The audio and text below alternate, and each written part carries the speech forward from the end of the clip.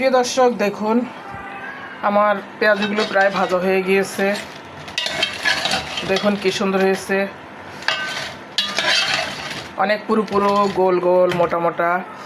আর বাকি আর একবার আছে, এটা তুলে নিলে হয়ে যাবে।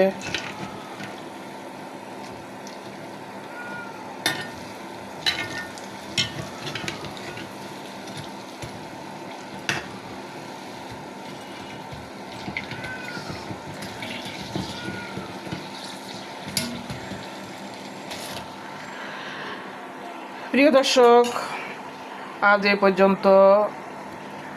এতক্ষণ পর্যন্ত যারা আমার রেসিপিতে ছিলেন, আশা করবো একটা লাইক করবেন, কমেন্ট করবেন, অবশ্যই নিয়ে হলে সাবস্ক্রাইব করে নেবেন।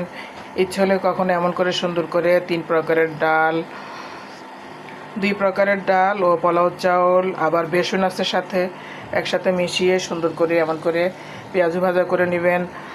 ভালো থাকুন দর্শক, সকলের জন্য রইল শুভকামনা। আল্লাহ হাফেজ, আসসালামু আলাইকুম। দেখা হবে পরবর্তী রেসিপিতে।